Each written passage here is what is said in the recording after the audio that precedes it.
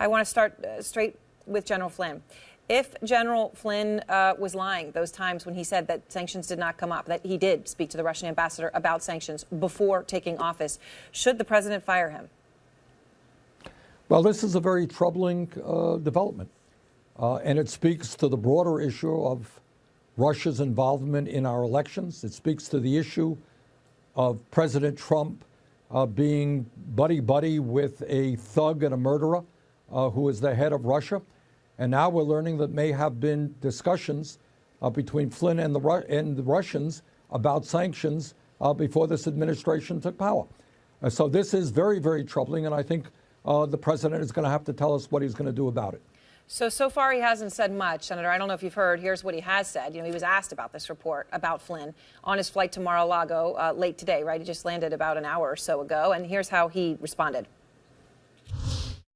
I don't know about it. I haven't seen it. What report is that? I haven't. Post is reporting that he talked to the ambassador to Russia before you were inaugurated about sanctions, maybe trying to... I haven't seen that. I'll look at that. He says he knows nothing about it, hasn't seen any of these reports. Is that a problem?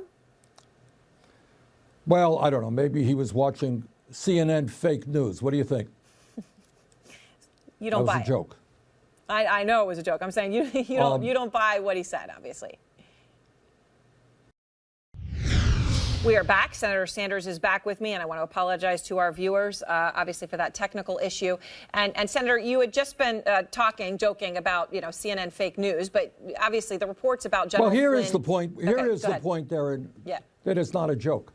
And I can tell you that here in Vermont and all over this country, there is a real concern about what's happening in this country over the last month.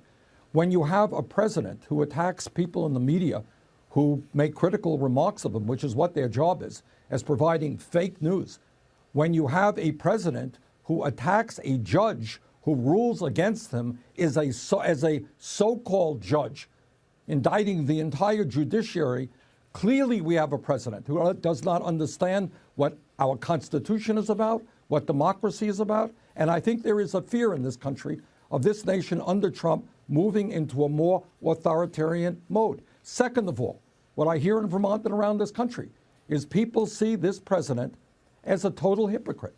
Somebody who campaigned before the American people saying, I'm a different type of Republican. I'm not going to cut Social Security, Medicare, and Medicaid. And then he appoints people to those important positions whose whole life work has been about cutting Social Security, Medicare, and Medicaid. He says, I'm going to take on Wall Street. And then he appoints the head of Goldman Sachs, one of the largest financial institutions in the country, as his right-hand guy, and surround himself with billionaires. So I think there is growing consternation in this country, and what you are seeing is people beginning to stand up and fight back. You're seeing at Republican town meetings in Utah, elsewhere, hundreds and hundreds of people coming out. And I do want to tell you that on February 25th, 2 weeks from tomorrow, there will be rallies all over this country where Democrats, Republicans, independents are going to go out to Republican offices, congressional offices, and say, you know what? You're not going to throw 20 million people off of health insurance, and you're not going to do away with pre-existing conditions. So I think you're seeing the American people standing up to Trump and fighting back. There's a lot of things I want to ask you about, but because you bring up those town halls, I want to ask you that now. There's been a lot of anger and protests at these Republican town halls, right? This is all about Obamacare, as you point out. You're talking about another day of action. You had one back in January that you were the leader of. Do you think these protests are going to have any impact, though, on Republicans who will, of course, control this, repeal and replace? Do I think? I think it has already had a huge impact. You remember, it was just a month or two ago, Republicans said, we're going to repeal the Affordable Care Act. We're going to throw millions off of health insurance. We're going to raise prescription drug costs for seniors. We're going to do away with pre-existing conditions. We're going to do all of that. Repeal, repeal, repeal. Guess what? You're not hearing that so much anymore. And I think when hundreds of thousands of people come out and actually confront Republicans and say, look, you don't like the Affordable Care Act? Fine, we know it has problems. What are your ideas to improve it? How are you going to drive down deductibles? How are you going to provide health insurance for the 28 million people who don't have it? Are you going to make sure that people who have pre-existing conditions still are going to be able to get insurance at a rate that they can afford? Are you going to throw young people off their parents' insurance? Are you going to raise prescription drug costs by $2,000 for senior citizens? Those are the questions Republicans are going to hear. And you know what? I don't think you're going to see them going forward with the repeal of the ACA. So what do you think they're going to do? I mean, they're not going to let it stay as it is. No, they're not. But I think they're going to have to address the fact that we need to make it better, not just throw it out.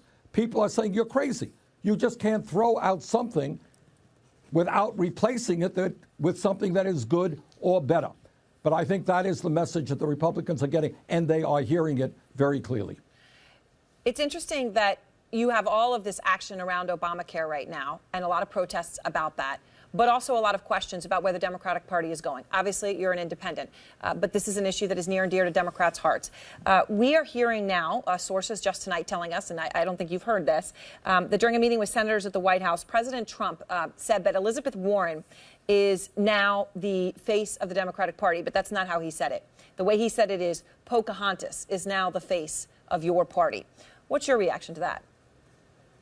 Well, again, I mean, what can you say? I keep saying it's unbelievable. I mean, he's using incredibly insulting words. Elizabeth Warren, to my view, is one of the outstanding members of the United States Senate.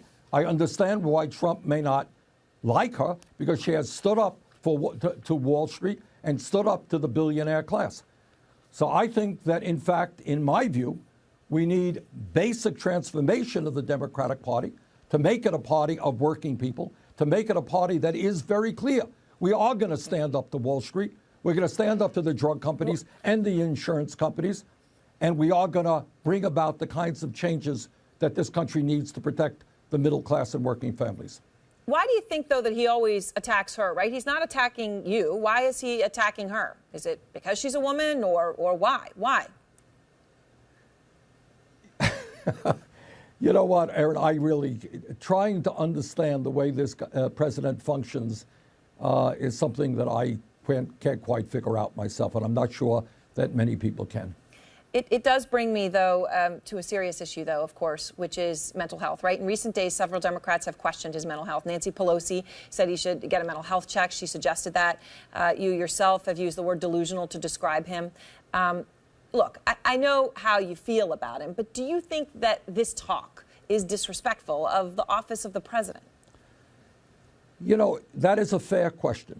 And if you know my personal record, you know I am maybe the most progressive member of the United States Congress.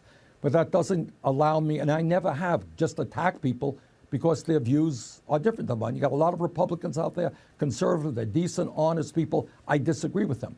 I use the term delusional in Trump with regard to Trump when he said there were 3 to 5 million illegals who voted in the last election. Aaron, that is delusional. Nobody in the world believes that is the case. There is zero evidence to back it up. But he makes that statement. So I think the word delusional is correct. I have used the word pathological liar to describe Donald Trump. Those are very harsh terms. I don't feel good about it.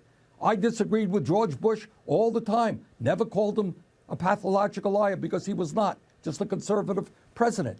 But this guy lies all of the time. So we are in kind of a new era. And I know the media is figuring out how it could deal with it. Democrats are figuring out how we could deal with it. And by the way, you got some Republicans who are not all that enthusiastic about the way that this president is behaving. But bottom line here is I think the American people, working people, middle-class people, are understanding that this guy is not delivering what he promised. How can you go around saying you will not cut Social Security and then you appoint to be head of HHS a guy whose whole life's work has been about cutting Medicare, cutting Social Security? The hypocrisy is unbelievable. Right. Although he hasn't done it yet, and he has, I mean, one could argue he's keeping absolutely all of his campaign promises, right, Senator, including the travel ban, which I want to get your new view on the breaking news tonight, because he's now saying he may issue a new executive order. He says this is about security. He doesn't have the time to fight through the courts, possibly, with the one that was, of course, the issue with the Ninth Circuit Court last night. We asked him tonight on the plane to Mar-a-Lago what would be in the new executive order, and here's exactly how he answered that question. We're going to have very, very strong vetting. I call it extreme vetting, and we're going to have very strong security in our country. We are going to have people come into our country that want to be here for good reasons. Is there an executive order on this issue, Senator, that you could get behind? Because we all know there are major security risks. There are people outside the United States who do want to come here to do Americans harm. Is there an executive order on this front that he could rework that you could support? Look, Erin, what the president just said is what everybody agrees with. Who wants to create a situation where people are going to come into this country to do us harm? There already is very, very strong vetting. If the president has an idea on how you make that vetting even stronger and may keep us safer, that's fine. Who disagrees with that? But this is what I will tell you, and it's not just me. These are national security experts who say that Trump's words and his deeds are making us less safe because he is feeding ammunition to the jihadists, to the people who hate America. And he's going out and all over the world. You know, the jihadists are telling young people, see that? They really do hate us. That's what we've been telling you all along. They are anti-Muslim. Stand up, fight Americans. So I think, and I think many national security experts would agree with me, that we are becoming less safe because of this anti-Muslim rhetoric and actions. All right, Senator Sanders, thank you for your time tonight. Thank you.